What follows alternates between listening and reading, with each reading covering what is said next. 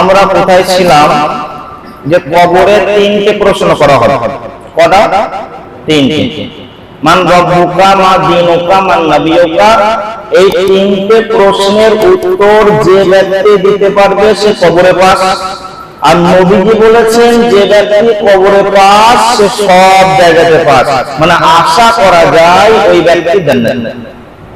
আল্লাহ তাবারক ওয়া তাআলা আমাদের সকলকেই কবরের সল জব সহজ করে দেন। সকলেই বলে আল্লাহুম্মা আমিন। তাহলে কবরে প্রশ্ন হবে তিনটে। এখন কোন মানুষ যদি মনে করে আজ থেকে নামাজও পড়বো না, রোজাও রাখবো না, কোরবানি করবো না, হজও করবো না, যাকাতও দেবো না, ফিতরাও দেবো না, সত্য কথা বলবো না, হালাল খাবো না, হারাম খাবো, মদ খাবো, সুদ খাবো, জুয়া খেলবো, লটারি খেলবো, সারা জীবনটা নোংরামের সাথে কাটাবো, আর তিনটে প্রশ্নের উত্তর মুখস্থ করে নেব, তাহলে বেঁচে যাবো। এটা যদি কারো মাথায় ঢোকে, এটা সম্পূর্ণভাবে মূর্খামির পরিচয়। কেননা মুখস্থ বিদ্যায় কবরে পাস করা যাবে না। মুখস্থ বিদ্যার দুনিয়াতে অনেক দাম, অনেক মূল্য। যার যত মুখস্থ বিদ্যা বেশি তার মূল্য তত বেশি। সে ভালো আলেম হবে, ভালো মাস্টার হবে, ভালো ডাক্তার হবে, ভালো ইঞ্জিনিয়ার হবে, দুনিয়াতে মূল্য আছে, কিন্তু মুখস্থ বিদ্যায় কবরে পাস করা যাবে। যদি মুখস্থ বিদ্যায় কবরে পাস করা যেত, পৃথিবীর বুকে যত আলেম আছে সকলের টনটনে মুখস্থ হয়ে আছে। মুখস্থ হয়ে নেই, সকলের টনটনে মুখস্থ হয়ে আছে। মানে যদি কবরে মুখস্থ বিদ্যায় পাস করা যেত তাহলে পৃথিবীর বুকে যত আলেম আছে সকলেই পাস। যিনারা তাবলীগ করছেন সকলেই পাস। আপনাকে যদি 5 মিনিট পড়ানো হয় আপনার টনটনে মুখস্থ হয়ে যাবে, আপনিও পাস করে যাবেন। কিন্তু কবরে মুখস্থ বিদ্যায় পাস করা যাবে না। একটা ছোট্ট উদাহরণ যদি দিই আপনি বুঝতে পারবেন। একটা ছেলে বাইরে পড়াশোনা করতে গেছে, যে এত শিক্ষিত হয়েছে, এত শিক্ষা অর্জন করেছে, নাস্তিক হয়ে গেছে, যে বলছে আল্লাহ টাল্লাহ বলে কিছু নাই, কবর হাসর বলে কিছু নাই, মানে পাক্কা নাস্তিক হয়ে গেছে, মুরতাদ হয়ে গেছে। তো গ্রামে এসে বলছে আল্লাহ রসুল বলে কিছু নাই, কবর হাসর বলে কিছু নাই, কিন্তু ওই ছেলের মা আল্লাহ ওয়ালা। সুবহানাল্লাহ বলে, নাস্তিক ছেলের মা আল্লাহ ওয়ালা।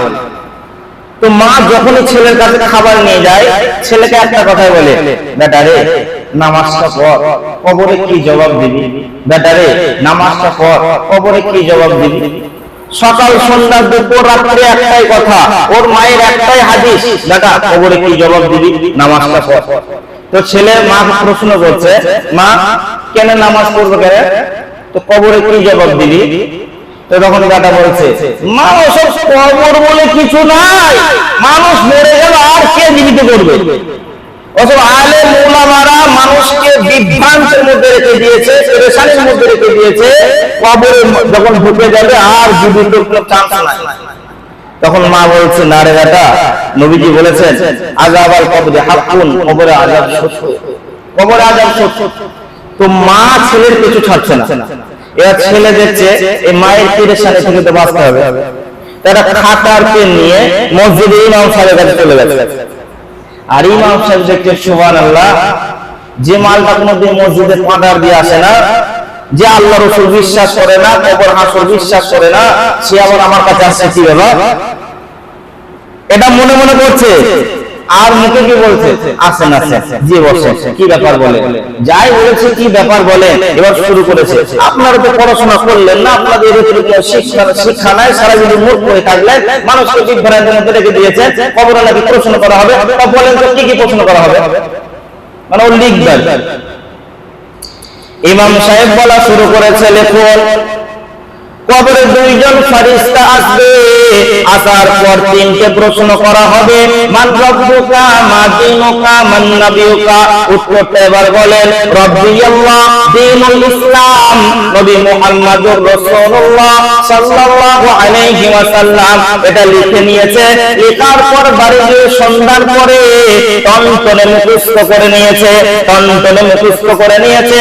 সকালবেলায় 8টার সময় ওই ছেলের মা নাস্তা নিয়ে নিয়ে ছেলের কাছে গেছে, ছেলে দেখছে ঘুমাচ্ছে, ছেলেকে বলছে বেটা রে, ফজরের নামাজ না পড়ে তুমি কি করে ঘুমাও, কবরে তুমি কি জবাব দেবে? ছেলে এবার উঠে পড়েছে, ওঠার পর বলছে মা শোনো তাহলে, কবরে দুইজন ফেরেশতা আসবে, আসার পর তিনটে প্রশ্ন করা হবে, মান রব্বুকা মা দীনুকা মান নাবিয়ুকা, বলো তোমার রবকে, বলো তোমার দিন কি, বলো তোমার নবীকে। এর উত্তর হলো রব্বি আল্লাহ দীনুল ইসলাম, নবী মুহাম্মদুর রাসূলুল্লাহ সাল্লাল্লাহু আলাইহি ওয়াসাল্লাম। মা আমি মুখস্থ করে নিয়েছি, আমি বেঁচে যাব। ঝটাপট শুনিয়ে দিয়েছে। মাকে বলছে মা তোমার মুখস্থ আছে, বাস মায়ের দম শেষ, কথা বন্ধ।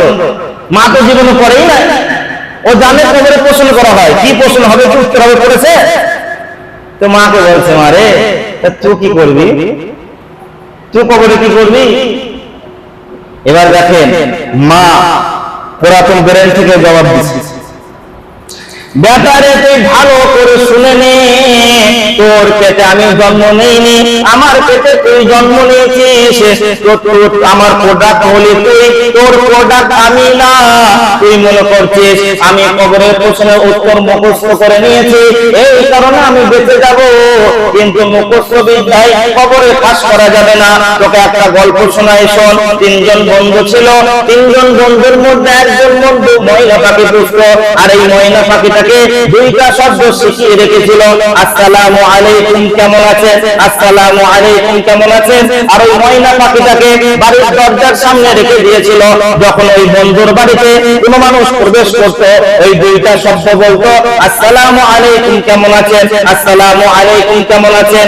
এইবার যার ময়না পাখি এই সমাজের বুকে বলে বেড়াচ্ছে আমার ময়না কথা বলে, আমার ময়না কথা বলে, আমার ময়না কথা বলে। কিন্তু বন্ধুরা আমার, কথা কাকে বলে আর ভুলি কাকে বলে? কথা হলো আপনি আমাকে জিজ্ঞাসা করছেন মৌলানা সাহেব আপনি কেমন আছেন, আমি উল্টা আপনাকে জিজ্ঞাসা করছি আপনি কেমন আছেন। আপনি আমাকে জিজ্ঞাসা করছেন মৌলানা সাহেব কোথায় গিয়েছিলেন, আমি উল্টা আপনাকে প্রশ্ন করছি আপনি কোথায় গিয়েছিলেন। একই কথা বলা হয়। আর ভুলি কাকে বলা হয়? যতটুকু শেখানো হবে অতটুকুই বলবে, ওর থেকে বেশি বলতে পারবে না, আর ওর থেকে কম বলতে পারবে না, একেই ভুলি বলা হয়। তো ময়নাকে ভুলি শেখানো হয়েছে, ও কথা বলতে পারে না, কিন্তু এই বন্ধুটা বিশ্বাস করতে চাইছে না, বলে আমার ময়না কথা বলে। দ্বিতীয় নম্বর বন্ধু চ্যালেঞ্জ ছেড়ে দিল, তোর ময়না কথা বলে না, তোর ময়না ভুলি বলে। এইবার যার ময়না পাখি এ বলছে না আমার ময়না কথা বলে, কিন্তু দ্বিতীয় নম্বর বন্ধু বলছে তোর ময়না কথা বলে না, যদি প্রমাণ করাতে পারিস তোর ময়না কথা বলে তাহলে তোকে ৫,০০০ টাকা দেওয়া হবে মিষ্টি খাওয়ার জন্য। তিন নম্বর বন্ধু সাক্ষী হয়ে গেল, ঠিক আছে তাহলে তিনজনে চলো দেখবো ময়না কথা বলে কি বলে না।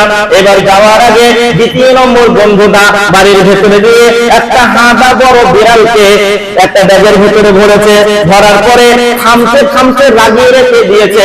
এই বিড়ালটাকে নিয়ে চললো ময়নার কাছে। তিন নম্বর বন্ধুটা যখনই ময়নার কাছে গেছে তখনই ময়না বলা শুরু করেছে আসসালামু আলাইকুম কেমন আছে। এবার তিন নম্বর বন্ধু বলছে তাই তো ময়না কথা বলে, ময়না তো কথা বলে। এবার দ্বিতীয় নম্বর বন্ধুকে টাকা বের করতে হবে। দ্বিতীয় নম্বর বন্ধু বলছে দাঁড়াও দেখি কেমন কথা বলে। এবার বিড়ালটাকে পার করে ময়নার সামনে গেছে, আর ময়না পাখিটা যখন ওই রাগান্বিত বিড়ালকে দেখে নিয়েছে আর ওই খাঁচার ভেতরে ঝটপট ঝটপট করে উড়া শুরু করে দিয়েছে, আর সালাম সালাম ভুলে গিয়ে চি চি শব্দ করা শুরু করে দিয়েছে। রাগান্বিত বিড়াল দেখে ময়নার শেখানো বলি তার মাথা থেকে উড়ে গেছে। এবার মা বাবাকে বলছে ব্যাপারে শোন, ওই ময়না পাখি যেমন রাগান্বিত বিড়াল দেখে তার শেখানো বলি ভুলে গেছে, ঠিক ওই রকম আমার আল্লাহর আজরাইলকে যখন তুই দেখে নিবি, দেখার পরে তোর সমস্ত মুখস্থ বিদ্যা তোর মাথা থেকে উড়ে যাবে। সুবহানাল্লাহ। আজরাইলকে দেখবে তো বিদ্যা বিদ্যা সব কোন দিকে তোর মার, কিন্তু খুঁজেই পাবে না। কবরে একটা জায়গায় আল্লাহ বড় রহম করেছেন, দয়া করেছেন, আর একটা জায়গা খুব কঠিন, বড় কঠোর। কিছু কিছু মানুষ ঘুমাচ্ছে, এবার বলেন তো সুবহানাল্লাহ, আওয়াজ করে বলেন সুবহানাল্লাহ, আলহামদুলিল্লাহ, আল্লাহু আকবার, লা হাওলা ওয়ালা কুওয়াতা ইল্লা বিল্লাহিল আলিয়্যিল আযীম। রহম কোথায় করেছেন? দুনিয়ার বুকে যে সমস্ত ছেলেরা পড়াশোনা করে, কেউ মাধ্যমিকে পড়ছে, কেউ উচ্চ মাধ্যমিকে পড়ছে, কেউ আর্টস নিয়ে পড়ছে, কেউ অনার্স নিয়ে পড়ছে, কেউ কমার্স নিয়ে পড়ছে, কেউ সায়েন্স নিয়ে পড়ছে, কেউ লজিক নিয়ে পড়ছে, কেউ ফিজিক্স নিয়ে পড়ছে, কেউ কেমিস্ট্রি নিয়ে পড়ছে। এদের তো পরীক্ষা হয় কি হয় না? তো এদের পরীক্ষার আগে প্রশ্ন উত্তর কি আউট হয়ে যায়? জানিয়ে দেওয়া হয়? জানিয়ে দেওয়া হয়? হয় না। আচ্ছা, যদি জানিয়ে দেওয়া হতো, একটা ছাত্র ফেল করতেন? বন্ধুরা আমার, সারা বিশ্বের বুকে যত শিক্ষা প্রতিষ্ঠান রয়েছে, এদের যখন পরীক্ষা হয়, যতক্ষণ পর্যন্ত ছাত্রটা পরীক্ষার হলে না ঢুকবে, ততক্ষণ পর্যন্ত প্রশ্ন জানতে পারবে না, আর উত্তরও জানিয়ে দেওয়া হয় না।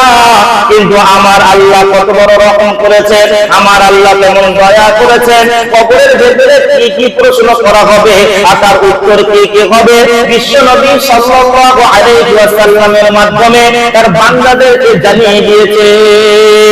সুবহানাল্লাহ। তারপরেও অনেকে ফেল করবে, অনেকে ফেল করে যাবে। কথাটা কি খুব কঠিন। গত বছর একটা ছেলে মাধ্যমিক পরীক্ষা দিয়েছিল, ঘরের মাধ্যমিক পরীক্ষা দিয়েছিল, আর ছেলেটা ফেল করে গেছে, কিংবা উচ্চ মাধ্যমিক পরীক্ষা দিয়েছিল, ছেলেটা ফেল করে গেছে। এই বছরে আবার সুযোগ আছে, আবার চান্স আছে, আবার পরীক্ষায় বসতে পাবে, আবার পাস করার সুযোগ আছে। আবার যদি ফেল করে যায়, আবার পরীক্ষায় বসতে পাবে, আবার পাস করার চান্স আছে। আবার যদি ফেল করে যায়, আবার পরীক্ষায় বসতে পাবে, আবার পাস করার সুযোগ আছে। কিন্তু বন্ধুরা আমার, কবর এমন একটা পরীক্ষার হল, কবর এমন একটা পরীক্ষার জায়গা যেখানে আপনাকে একবারে এক চান্সে পাস করতে হবে, দ্বিতীয়বার আর কোনো সুযোগ নাই, দ্বিতীয়বার আর কোনো চান্স নাই। যদি একবারে কেউ পাস না করতে পারে, একবারে যদি কেউ পাস না করতে পারে, আর সে দ্বিতীয়বার সুযোগ পাবে না যে আমি আবার পাস করে যাব। এই জায়গা বড় কঠিন, একবার পাস করতে হবে। একজন বড় ইসলামিক চিন্তাবিদ উনি বলছেন যে আফসোস, দুনিয়াটা আফসোস বলেছেন। আফসোস কি? আফসোস, একটা ছেলে মাধ্যমিক পরীক্ষা দেবে, মাধ্যমিকে পড়াশোনা করছে, তো এই ছেলেটাকে পাস করানোর জন্য এর বাবা, এর গার্জেন 2-3টা মাস্টার লাগিয়ে দিয়েছে। বাংলার মাস্টার আলাদা, ইংরেজির মাস্টার আলাদা, ইতিহাসের মাস্টার আলাদা, অঙ্কের মাস্টার আলাদা। কেন? মাধ্যমিকে যাতে আমার ছেলে পাস করে যায়, অথচ যদি ফেল করে আবার সুযোগ আছে। কিন্তু দেখেন আফসোস, এমন একটা পিতা পাওয়া যাবে না, এমন একটা আব্বা পাওয়া যাবে না, এমন একটা গার্জেন পাওয়া যাবে না যেখানে একবারে এক চান্সেই পাস করতে হবে কবর। সেই কবরের জন্য কোনো ট্রেনিং নাই, কোনো টিচিং নাই, কোনো টিচিং নাই, কোনো মাস্টার নাই। একটা বাবু রেখেছে যে আমি একটা মৌলানা সাহেবকে রেখে দিয়েছি, আমার ছেলে মেয়েটা যেন কবরে পাস করে যায়। তাহলে কি করে হবে? আল্লাহ তাবারক ওয়া তাআলা আমাদের সকলকে কবরের আযাব থেকে হেফাজত করেন। সকলেই বলে আল্লাহুম্মা আমিন। কবি বলছে, এটা তো ভাই সবাই জানে মরতে সকলকে হবে, এটা তো ভাই সবাই জানে মরতে সকলকে হবে, মরার পরে কি হবে সেই নিয়ে কজন ভাবে।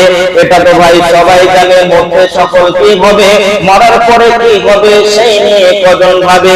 তারাই হলো জ্ঞানী গুণী, তারাই বুদ্ধিমান, তারাই হলো জ্ঞানী গুণী, তারাই বুদ্ধিমান, যাদের উপর সদয় রাজি আছেন রহমান। সব সময় যদি আল্লাহ আপনার উপর রাজি থাকে তো টেনশন করিয়েন না, কবর আপনি বেঁচে গেছেন। আর 2টা আমল করেন, 2টা আমল, নামাজ পড়েন আর হারাম ছাড়েন, নামাজ পড়েন হারাম ছাড়েন, নামাজ পড়েন হারাম ছাড়েন, ইনশাআল্লাহ বেঁচে যাবেন। আল্লাহ তাবারক ওয়া তাআলা আমাদের সকলকে 5 ওয়াক্ত নামাজ পড়ার, হারাম থেকে দূরে থাকার তৌফিক দান করেন। আল্লাহুম্মা আমিন। ওয়া আখিরু দাওয়ানা আলহামদুলিল্লাহি রাব্বিল আলামিন।